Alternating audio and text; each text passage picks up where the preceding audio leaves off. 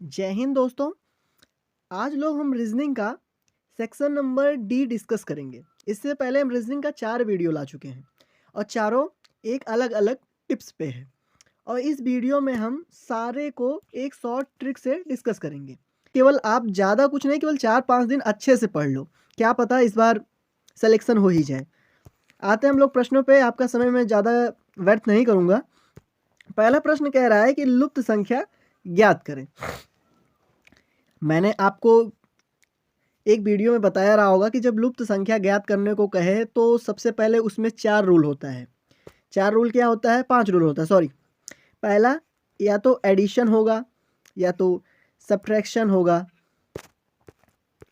या फिर डिवाइड होगा, या फिर मल्टीपल होगा, या फिर उसकी जो होगा कोई नंबर उसकी पावर n, दैट मीन कि उसकी घात बढ़ेगी। तो अब इस प्रश्न में हम लोग देखते हैं। इसमें देखें 11 के बाद 14 आ रहा है, फिर 14 के बाद 19 आ रहा है।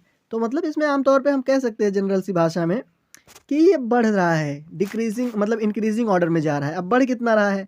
आप 11 से 14 में देखोगे तो कितना पाओगे? +3। 14 से आप जब 19 में जाओगे तो पाओगे कि यहाँ +5 का ऐड हो रहा है। अब 19 से जब 26 में जाओगे आप, तब पाओगे 7 का ऐड हो रहा है। 26 से आप 35 में जाओगे तो क्या पाओगे? 11 का, सॉरी, जब आप 26 से आप 35 में जाओगे तो देखोगे आप 9 का ऐड हो रहा है। क्यों? 26 में 9 ऐड करोगे तब भी। फिर उसके बाद अब इसमें अगली डिजिट पूछा है, तो इसमें विषम संख्या पूछी, देख रहे होंगे आप, विषम संख्या बढ़ रही है। पहले 3 बढ़ रहा है, फिर 5 आ रहा है विषम संख्या, 5 बाद 7 विषम संख्या है, 7 बाद 9 विषम संख्या है, 9 के बाद कौन सी अगली विषम संख्या है? वो 11 है। तो आप 35 में 11 ऐड कर दीजिए, ठीक। जो आएगा वही हमारा आंसर होगा। हम 35 में 11 ऐड करते हैं, ऐड करें, 5 में 1 ऐड करोगे 6 आएगा, 3 में 1 ऐड करोगे 4 आएगा, मतलब 46 हमारा सही आंसर हो जाएगा। अब 46 ऑप्शन नंबर बी में है, तो ऑप्शन नंबर बी हमारा सही आंसर होगा। आई होप आपको वीडियो समझ में मत आ रही हो। अगले प्रश्न पे आते हैं। एक ये भी अच्छे तरह का प्रश्न है आपके, चाहे जीडी का दे रहे होंगे, चाहे फिर आप कांस्टेबल का दे रहे होंगे, या फिर यूपीएसआई का दे रहे होंगे, उसके लिए भी ये इंपॉर्टेंट प्रश्न है। अब आप देख रहे होंगे इसमें भी संबंधित व्याख्या करने को बोल रहा है। क्या कह रहा है? संबंधित व्याख्या, मतलब कुछ तो ऐसा इन दोनों में चक्कर जरूर है, इसीलिए वो संबंधित व्याख्या के बारे में जिक्र किया है। अब आप देखें कि ये किस तरह इसमें सेट हो रहा है, ठीक। आमतौर पे आप एक बार बढ़ते हुए क्रम में, घटते हुए क्रम में, सब में देख लें। अगर कुछ ना मिले तो देखें कि ये नंबर का जो प्लेसमेंट है कहीं सेम ही तो नहीं है एक में। तो इसमें आप पाएंगे जो इधर का लेफ्ट में है वो राइट में आ जा रहा है, जो राइट में है वो लेफ्ट में चला जा रहा है। मतलब अगर 3 खंड है, 4 5 9, ठीक, और 9 5 4, तो आप देख रहे होंगे ये सेम है, मतलब मिडिल टर्म जो है वो सेम है, और ये इंटरसेक्ट हो रहा है, मतलब एक दूसरे के अपोजिट में है।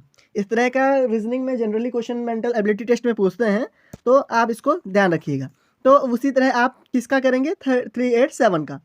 तो 387 का जब करेंगे तो मिडिल टर्म सेम होगा, तो मिडिल टर्म 8 रखते हैं, फिर इसका इंटरसेक्ट यहाँ आ जाएगा, मतलब 7 यहाँ हो जाएगा, फिर 3 इधर चला जाएगा। तो कह सकते हैं कि 783 इसका सही आंसर हो जाएगा। तो ये किस ऑप्शन में? ऑप्शन नंबर बी में है, तो ऑप्शन नंबर बी इसका सही आंसर है। अगले प्रश्न पे आते हैं।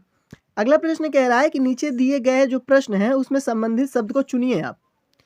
मतलब अब जो नीचे शब्द आपको प्रदान किया गया है उसमें आपको संबंध मतलब दर्शाना है। तो जुड़ना है, तोड़ना है। जुड़ना और तोड़ना एक दूसरे के विपरीत है। आप अब भाई ग्रेजुएशन में होगे आप सब, या तो इंटर प्लस हो गए तभी एग्जाम देने जा रहे हो, तो आई होप इतना तो समझ में आएगा ही ना। तो ये विपरीत है। तो अब अगला जो दे रखा है वो विवाह है।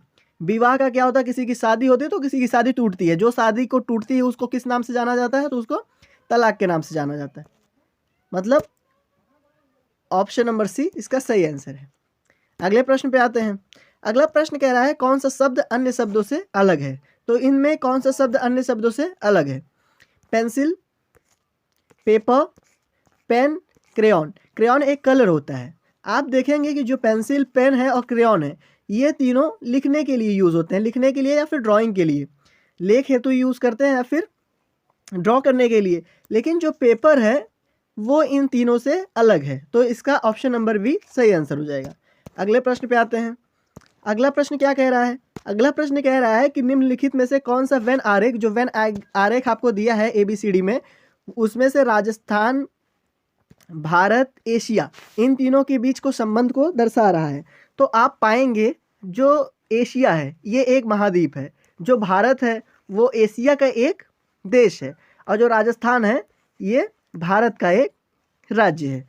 तो सबसे पहले एशिया के अंदर भारत आ सकता है, भारत के अंदर राजस्थान आता है। तो ये जो जिसमें डायग्राम बना होगा ये इसका सही आंसर हो जाएगा। तो ये बी में है, तो मतलब बी इसका सही आंसर हो जाएगा। एक प्रश्न और देखते हैं, ये काफ़ी मज़ेदार प्रश्न है, मतलब कहने का मतलब काफ़ी अच्छा प्रश्न है। BAN है, उसका कोड हमें दे रखा है DCP, मतलब इसमें हिंट दे रखा है कि BAN को DCP के रूप में दर्शाता है। तो पापा का कोड क्या दर्शाएगा?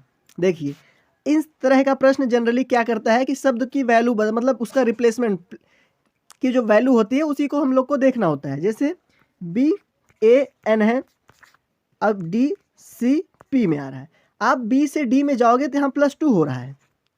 आप जाओ B से D, काउंट करो अपने फिंगर पे, +2 हो रहा है। A से C में जाओगे तो +2 हो रहा है। N से P में जाओगे फिर भी +2 हो रहा है। मतलब कह सकते हैं इन सब में जो रिलेशन है वो +2 का है। तो अब पापा में आते हैं हम। पापा में आएंगे PA में। P के बाद क्या आता है? QR।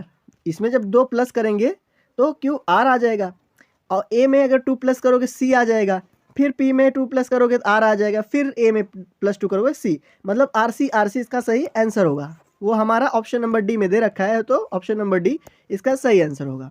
अगले प्रश्न पे आते हैं। अगला प्रश्न कह रहा है कि असंगत आकृति की पहचान हमें करना है। तो इसमें क्या देखते हैं? इसमें सिमिलर क्या देखेंगे?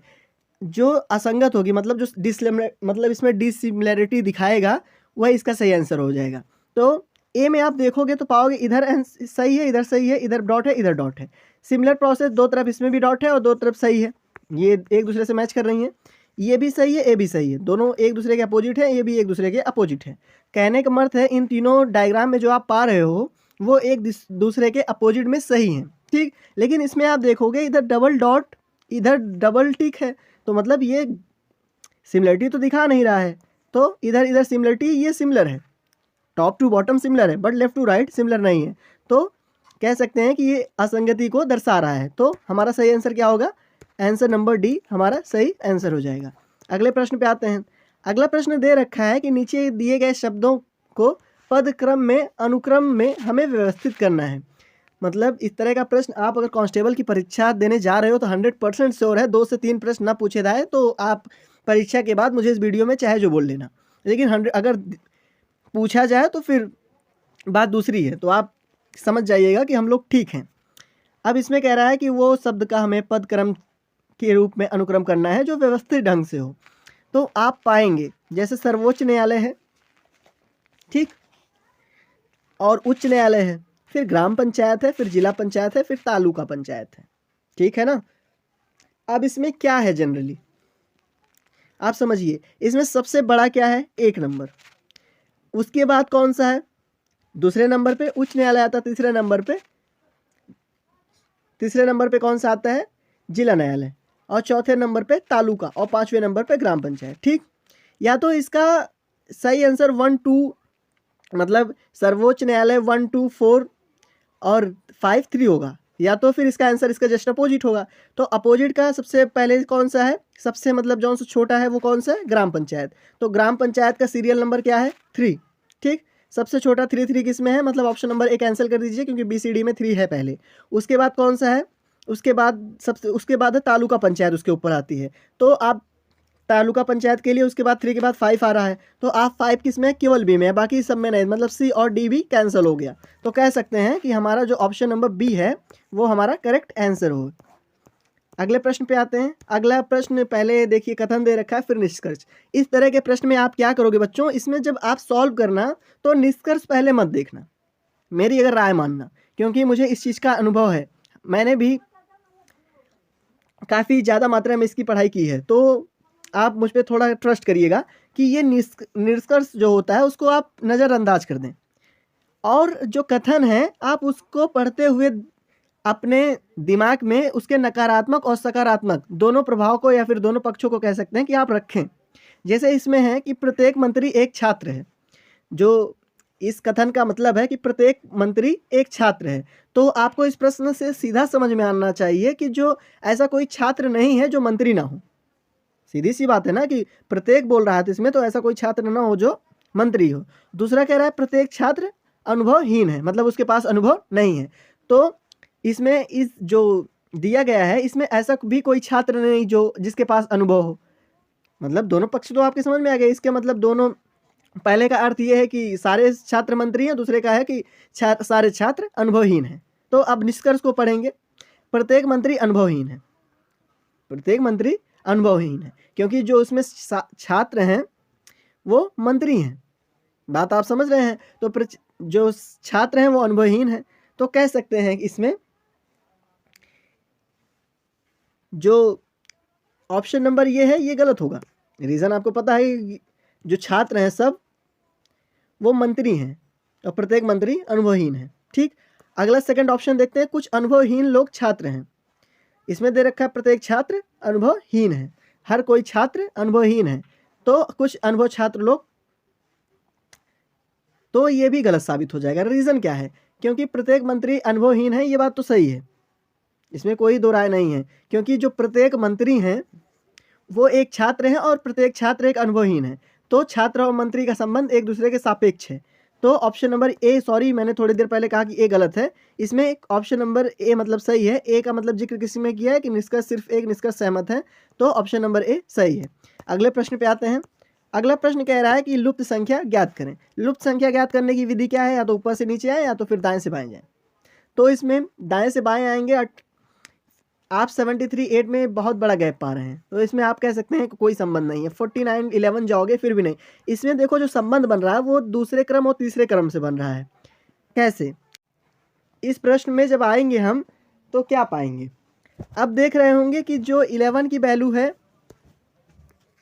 और 6 की वैल्यू और 29 की वैल्यू है, इन तो तीनों में आप देखेंगे जो 29 है ये इंटू 2 होकर 58 आ रहा है, और 6 जो है इंटू 2 होकर 12 आ रहा है। तो जनरल सी बात है 11 इंटू 2 करेंगे तो इसमें जो आएगा ऑप्शन नंबर डी हमारा सही आंसर होगा, 22 आएगा।